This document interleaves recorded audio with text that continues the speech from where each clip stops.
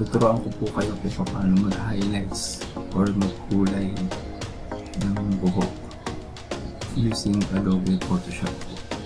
Bali, nandito lang po tayo sa workspace ng Adobe Photoshop. Dito na rin po yung image. Ayan. So, pupunta po ako dito sa layers panel at i-unlock po ito. Click lang po natin ito. Ayan. Tapos, sa baba po sa may properties dito, i-add lang po tayo yung layer ito. Ito siya. Tapos sa blending modes po, ito po siya yung drop down arrow na normal. I-click po natin ito at select lang po natin yung overlay.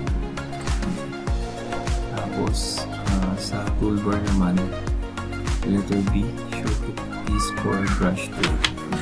So ito po yung brush tool.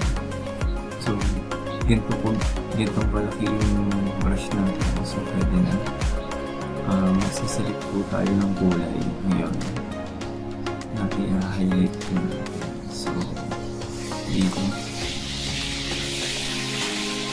select natin ito. Okay,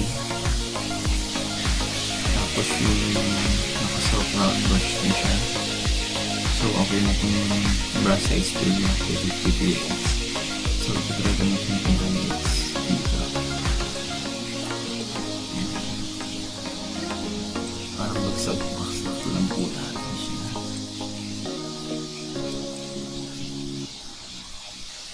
Yan. Zoom in lang natin.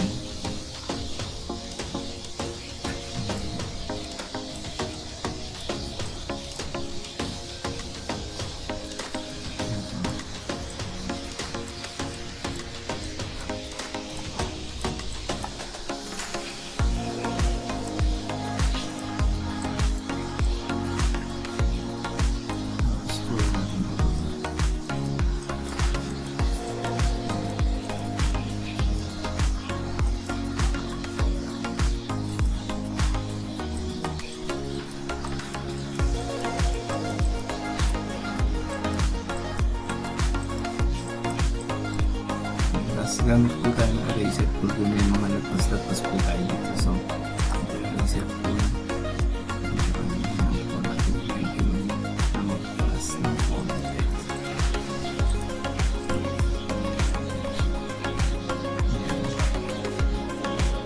Pwede sa taas.